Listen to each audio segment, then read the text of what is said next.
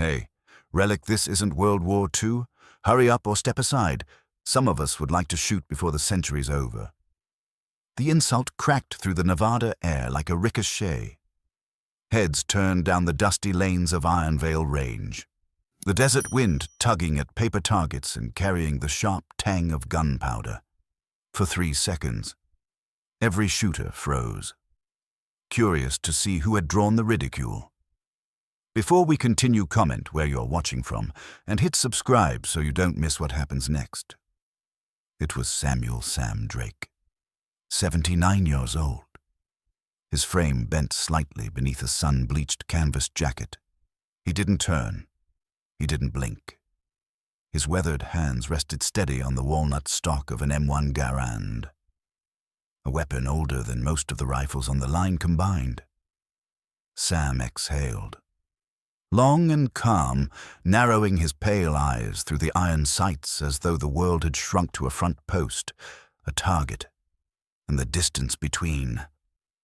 The Garand roared. A single, deep boom silenced the frantic clatter of AR-15s and polymer pistols. Then came the distinct metallic ping as the empty clip ejected, downrange. The target revealed a neat black center strike. At first there was silence, then laughter. "Lucky shot," sneered the young shooter, a man in his 20s wrapped in tactical logos and fresh gear. His buddy chuckled. Plate carrier hanging empty. Brand new optic still gleaming. Their rifles looked ready for combat they'd never see, but their smirks carried the same arrogance this old man didn't belong. Mark Riley, the range safety officer, wandered over. Late 20s, red vest hanging loose, authority puffed up by the whistle around his neck. His eyes bounced between the flashy kids and the relic in Sam's hands. The decision was easy. Everything all right here? "Gentlemen," he asked, though his gaze never left Sam. The first young man jerked a thumb toward him. "Yeah, just wondering when the history lesson's over. Guys been lining up for one shot all morning." Snickers rippled down the line. Other shooters muttered their agreement. Their own targets riddled with sloppy groups. They came for speed, noise, the thrill of magazine dumps and tactical reloads they'd memorized from YouTube. Sam's rhythm was alien to them. A patient inhale, a squeeze, another resonant boom, followed by silence so sharp it felt sacrilegious. The Garand bucked, steady as ever, another hole tearing into the same black circle until it widened like a single wound. The muttering turned restless. Their targets looked like shotgun blasts. His looked surgical. Riley cleared his throat, stepping closer, the desert sun glinting off his mirrored shades. "Sir," he said, voice tight, "we need to keep a reasonable rate of fire. You're backing up the line." Sam finally lifted his head. Calm eyes met Riley's. He said nothing. Instead, he reached into his bag, slid another 8-round clip into place, and set his cheek against the stock. The crowd leaned in. The young men grinned, certain the old man would fumble. But as the breeze stirred dust across the lanes, something caught the light on Sam's shoulder, just a glimpse, a patch so faded most would miss it. Most, but not everyone. At the far end of the range, a pair of sharp eyes fixed on that insignia and froze. "Sir, with all due respect, you're backing up the line. We need a faster rate of fire." Mark Riley's voice carried the clipped tone of someone desperate to reassert control. He stood just a little too close now, sunglasses glinting in the desert sun. Sam Drake didn't move. His breathing cycle continued, slow and steady, finger on trigger. He pressed through the brake. The Garand roared, its deep-throated report echoing against the scrub hills. A perfect hole tore into the bullseye, swallowing the last one until it looked like the target had only ever known a single shot. The rifle bucked, steady against his shoulder. Sam worked the action smoothly, feeding another clip. Every motion was clean. Without hesitation, habits forged decades earlier, when hesitation meant death. He didn't need a spotting scope. He knew exactly where his rounds went. Only then did he tilt his head toward Riley, voice gravelly and low. "I paid for an hour. I follow the rules. The pace is mine." The certainty in his tone rattled Riley more than defiance ever could. It was the calm of someone who had stood in places where one breath, one trigger squeeze, decided if you lived through the night. But Riley couldn't see that. To him, Sam was just a stubborn old man with an antique rifle. "That weapon," Riley said, nodding at the Garand with suspicion. "Is it even safe?" "We don't see antiques out here. I might need to inspect it." Sam slid another clip home, the brass catching the sunlight. "It's safe," he said, eyes already back on the lane. "Safer than most of the people holding rifles today." That stung. The young shooter beside him, flushed from his earlier insults, stepped closer. "Listen, old-timer, this isn't your war movie. We're running drills here. Why don't you take that museum piece and hobble home before you break a hip?" His buddy snorted, and a few others joined in. The laughter was harsh, eager. Sam didn't hear them. Not really. Their voices were static, background noise. He heard the wind shift, felt the stock against his cheek, and the measured beat of his own heart. Another crack split the air. Another bullseye vanished beneath his iron sights. Each perfect impact only sharpened the humiliation burning in the younger men. Their targets were chaos, wild groups, missed shots, wasted ammunition. Sam's patient precision was an indictment of their noise, their bluster, their false confidence. "That's it," Riley snapped. Face flushed. He stepped forward and thrust a hand toward Sam's rifle. "I'm calling this lane cold.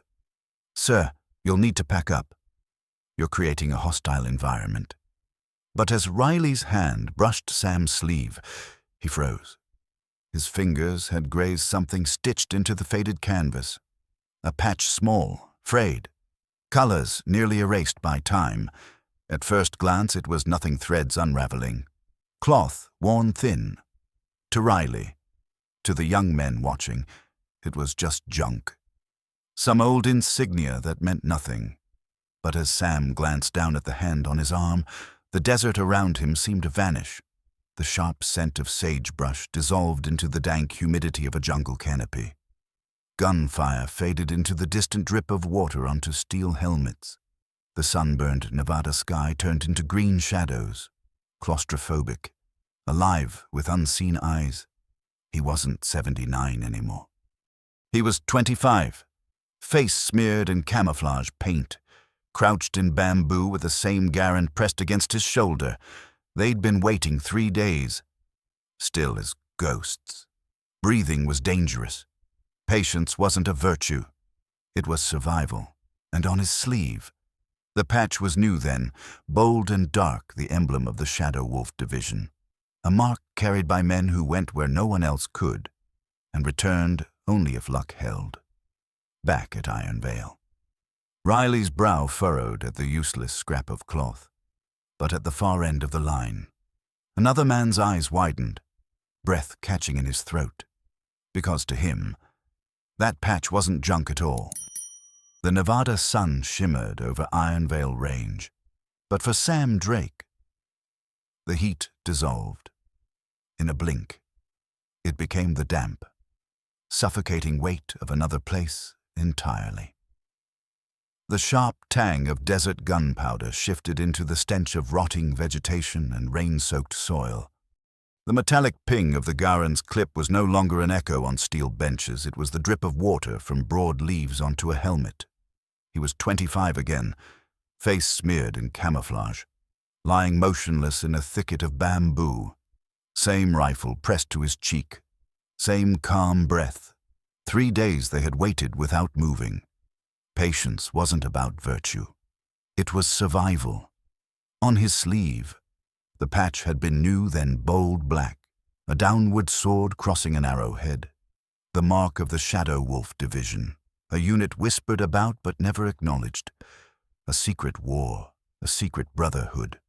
The kind of job you didn't brag about because no one outside your team would ever know you existed. Back at Ironveil, the jeers still rang from the younger shooters, though Sam barely registered them. "It's not your granddaddy's war," one of them mocked again, cocky grin spreading wide. "Take your relic and go home." Sam loaded another 8-round clip. His thumb pressed the cartridges with practiced ease, each click a defiance louder than any insult. His cheek found the stock. His breathing cycle resumed. The Garand thundered once more. Another hole blossomed in the dead center, cutting into the same ragged wound on the target. Perfection. The laughter faltered. Their own paper targets were chaos, scattered holes. Sloppy bursts. Theirs was a language of noise, his of silence, and silence always carried more weight. Mark Riley felt the authority slipping from his grasp.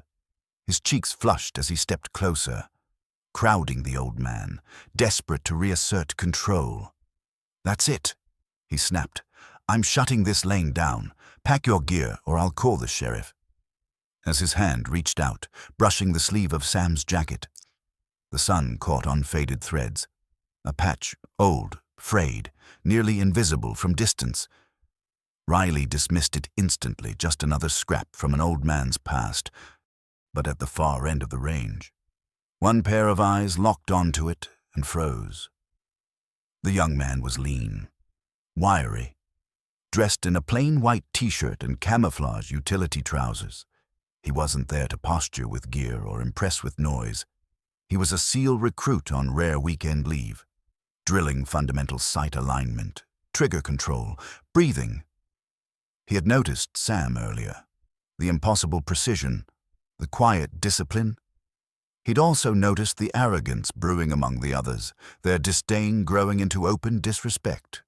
He had been taught that real warriors didn't need an audience. Quiet professionals. The loud ones were always compensating. Watching the RSO shove the old man was almost too much to bear. Then he saw the patch. His breath caught. His pulse spiked. He knew that insignia. Not from first-hand memory, but from whispered lectures in dark classrooms at Falcon Ridge Naval Training Center. Shadow Wolf Division. The ghosts before there were SEALs. The operators who vanished into jungles no map dared acknowledge. Legends whose tactics still shaped their training today. To see that patch here, in the wild, on a man holding an M1 Garand, steady as death itself, it was like spotting a dinosaur alive. The recruit's hand trembled as it slid to his phone. He turned away from the crowd, heart pounding, and scrolled through his contacts. He knew exactly who he had to call, because if this was real, if Sam Drake was who the patch said he was, the entire Navy needed to know. On the blazing sands of Falcon Ridge Naval Training Center, recruits strained under heavy logs, their bodies caked in salt and grit. Master Chief Victor Kane prowled among them like a storm contained in human form. His voice was a hammer, driving weakness out of bone and spirit. But when the word reached him, Shadow Wolf Patch, and the name Sam Drake, everything shifted. Kane barked orders, handed the log drill to another instructor, and stormed off the beach. His purposeful walk became nearly a run, boots chewing through asphalt. Inside his office, stripped down to plaques and a photo of a fallen comrade. He slammed himself into the chair, fingers flying across the secure console. A file appeared. Redacted black lines consuming most of it, but what remained was enough to make his breath stall. Drake. Samuel. Sergeant Major. U.S. Army Special Forces. Shadow Wolf Division. Tours 3. Commendations Distinguished Service Cross. 3 silver stars. 2 bronze stars with valor. 4 purple hearts. Kane leaned back, whistling low. Sam wasn't just another Special Forces operator. He was one of the ghosts, one of the legends. Men whispered his name at training schools to frighten recruits into taking the job seriously, and he was being mocked at a civilian range by boys with brand new rifles. Kane snatched the red phone. "Get me Captain Reynolds. Now." The line clicked, and within seconds a crisp voice responded, "Reynolds. Captain, we've got a situation." Kane growled. "A living legend is being humiliated 100 miles from here. We're moving now." Reynolds didn't hesitate. "Motor pool. 5 minutes. Bring a team. We'll handle this. Back at Ironveil Range." The confrontation had boiled over. Mark Riley's voice shook with rage, but he pushed forward anyway. "Sir, I'm not asking again. Pack up your weapon, or I'll have you removed for trespassing. Maybe we'll call in a psych evaluation while we're at it." The young shooters erupted in cruel laughter. "Yeah, Grandpa, time for your nap. Let the real men shoot." For the first time, Sam Drake lifted his head fully. His eyes met them pale. Cold, unyielding, it wasn't anger. It was disappointment, carved deep by years of watching arrogance get men killed. "I paid my fee. I follow the rules. I'll leave when my hour's finished," he said. Calm, but final. That calmness broke Riley. His hand fumbled for his phone, ready to call the sheriff. Then the sound came. Low at first, a rumble rolling across the desert asphalt. It deepened, thunder building in the earth. Every head on the firing line turned as dust plumed on the horizon. A convoy crested the ridge. 3 black SUVs rolled straight through the gate without slowing, engines growling as they cut a hard line into the lot. They swung into formation, blocking the exit. Doors opened in unison. 8 men stepped out, dressed in operational camouflage. Body armor strapped tight, rifles held low. Their movements were precise, deliberate predators scanning for weakness. The air itself seemed to tighten. Electrified by their presence, the range went dead quiet. Muzzles lowered, mouths hung open. From the lead SUV, 2 figures strode forward. Captain Reynolds, posture razor-sharp, and Master Chief Kane, face carved from fury. They walked straight through the stunned crowd, past Riley, who looked on the verge of collapse, past the young men now wishing they'd stayed home. Their destination was Sam Drake. And Sam, unbothered, calmly began breaking down his Garand for cleaning as if an entire Navy SEAL team hadn't just descended on his firing lane. Captain Reynolds. Falcon Ridge Naval Training Center. The officer's voice rang with conviction as his hand shot to his brow in the sharpest salute he'd ever rendered. Beside him, Master Chief Victor Kane snapped his salute with equal precision, and behind them, as one body, the entire SEAL platoon came to attention, rifles grounded, boots locked, salutes raised toward a single man. Samuel Drake, 79, stood at the center of it all, an old canvas jacket draped across his shoulders, his M1 Garand resting calmly on the bench beside him. The silence on the range was absolute. The same shooters who had mocked him only minutes before now stared, jaws slack. As the truth sank in, Dylan, the RSO, went pale, his phone limp in his hand. And from the parking lot's edge, the young SEAL recruit who had made the call felt a surge of pride so overwhelming it nearly brought him to his knees. Captain Reynolds's voice carried so that every man and woman on the range could hear. "We received a report. Sir, the name Sam Drake is not one we take lightly in the United States Navy. We are here to ensure you are treated with the respect you deserve." He turned, gaze slicing through the crowd, lingering on Riley and the smirking shooters. "For those who don't understand, you stand in the presence of Sergeant Major Samuel Drake, U.S. Army Special Forces, retired, Shadow Wolf Division, long-range reconnaissance, 3 tours, recipient of the Distinguished Service Cross. 3 silver stars, 2 bronze stars with valor, 4 purple hearts. A man whose doctrine of patience and precision forms the foundation of everything we still teach our operators today. Phones lifted not to chase likes, but to document history. The young men who had jeered now looked stricken, faces red with shame. They hadn't insulted just an old man. They had insulted a titan. Sam rose slowly, joints stiff, his hand brushing dust from the stock of his Garand. He did not return the salute. He was a civilian now.